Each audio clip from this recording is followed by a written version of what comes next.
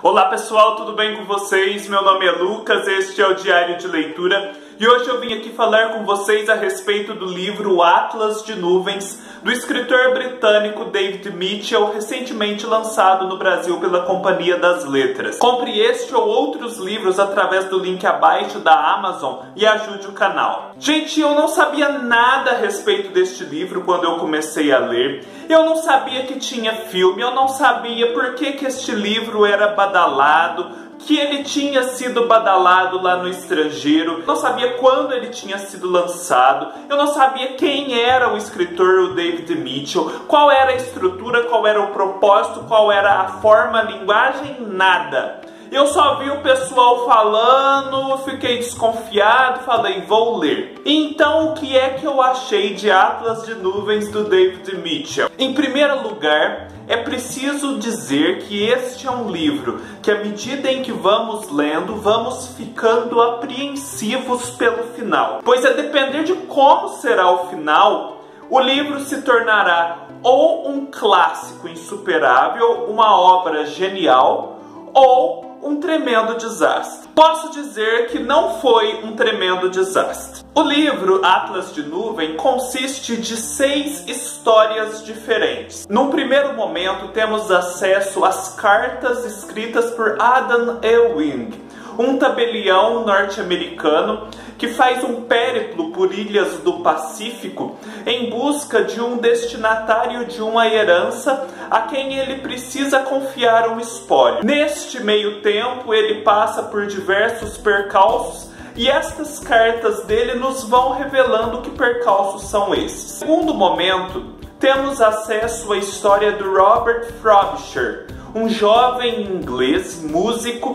que foi deserdado pela família e está agora sem dinheiro nenhum e que por esse motivo se presta ao serviço de amanuense de um famoso compositor belga. A relação com este compositor belga é bem conturbada. O compositor belga começa a roubar ideias do Robert Frobisher para as suas músicas, ao mesmo tempo em que a mulher desse compositor se torna a amante do Robert Frobisher. Num terceiro momento, temos acesso à história de Louisa Ray. A Louisa Ray é uma jornalista que se vê às voltas com uma empresa da área nuclear que está prestes a inaugurar um novo reator, acho que é um reator nuclear, que fornecerá energia.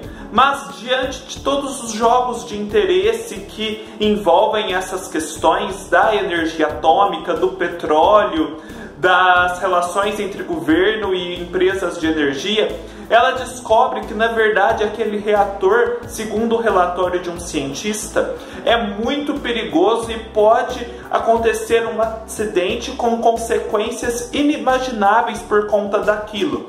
Então é meio que um romance policial em que ela tenta desvendar esse mistério, mas ao mesmo tempo é perseguida por essa empresa que tenta a todo custo manter a verdade escondida. Num quarto momento temos acesso à história do Timothy Cavendish. O Timothy Cavendish é um editor britânico, um pouco mal sucedido, poderíamos dizer assim. A sua editora é feita apenas de livros que os próprios autores custeiam. Chega a certo momento, um autor publica um livro chamado Soco Inglês à Francesa. O livro é muito mal recepcionado, principalmente por um certo crítico, e chega a uma festa que reúne todo o pessoal do mundo editorial londrino, em que este autor de Soco Inglês à Francesa decide partir para cima do crítico, e nesse partir para cima ele assassina o crítico. Então aquele livro Soco Inglês à Francesa, que tinha sido um fracasso, de repente se torna um sucesso vertiginoso e o Timothy Cavendish se vê um homem rico e com seus problemas financeiros solucionados. Porém, os irmãos, já com o histórico criminoso deste autor de Soco Inglês à Francesa, decidem buscar os direitos autorais que o Timothy Cavendish estava retendo para si. E nesse buscar os direitos autorais, a vida do Timothy Cavendish se torna um inferno. A quarta história é feita em formato de entrevista. Ouvimos o relato da Some 451. Uma fabricante, ou seja, um ser humano clonado e geneticamente modificado que vive num futuro distante após um evento chamado as Escaramuças, que não sabemos bem o que é, mas que percebemos destruiu parte do que era a nossa civilização. Essa fabricante era meio que uma escrava naquele mundo, mas por uma série de eventos ela ascende, ela toma consciência de tudo o que está acontecendo com ela e começa a lutar contra aquilo. Até agora, nessas 5 histórias, sempre que chegávamos a um ponto crucial, a história era interrompida e ficávamos sem saber o que tinha acontecido. Eis que chega então uma 6ª história, que por fim é narrada de forma completa, em que temos acesso ao relato de um homem que vivia já numa civilização pós as escaramuças e pós um outro evento, que é a queda, que tornou a civilização ainda mais devastada e agora precária do que as escaramuças tinham tornado, e que se vê frente a inúmeros percalços, porque o vilarejo onde ele mora está sendo invadido por bárbaros selvagens, ainda mais selvagens e mais primitivos do que o próprio povo a que ele pertence, e portanto ele tem, através de um contato com uma moça chamada Meronime, uma presciente, um povo um pouquinho mais civilizado que restou após a queda, ele tenta assim passar para um outro lado, fugir de toda aquela balbúrdia e assim poder nos contar o que aconteceu. Após esse relato completo, pós a queda, temos novamente acesso a todas aquelas histórias que tinham sido interrompidas, só que em ordem inversa. Então voltamos a ter acesso primeiro a Some 451, depois ao Timothy Cavendish, depois a Louisa Ray e a sua história policial, ao Robert Frobisher e por fim, no final, as cartas do Adam Ewing que tinham começado o livro. O barato de tudo isso é que uma história se interconecta com a outra. E o mais barato dessa conexão é que ela se dá através da narrativa. De uma forma ou de outra, o personagem da narrativa subsequente tem acesso à narrativa anterior, seja em formato de livro, de filme ou de uma tradição que foi passada de uma época para outra. Então nós não sabemos se dentro do livro o que é real, o que é inventado e por quem é inventado. É um grande jogo de espelhos que trabalha então com a ideia da narrativa, do passado, do presente, do futuro e do quanto a narrativa é importante para construir as relações entre um e outro. Por baixo de tudo isso, há as grandes questões humanas, a questão do ser humano predar o outro, do ser humano se libertar de um jugo injusto ao qual ele está submetido. Tudo isso perpassa todas as histórias. E o próprio título, como explica o autor, se deve a isso. Atlas de nuvens, por quê? Porque sobre a superfície fixa da Terra, o Atlas, pairam as nuvens, sempre diferentes, sempre evasivas, sempre fugidias. Então a natureza humana, não obstante os vários tempos diferentes, as várias situações e lugares, continua fixa, apesar de todas essas mudanças. E o mais interessante é que aos poucos vamos descobrindo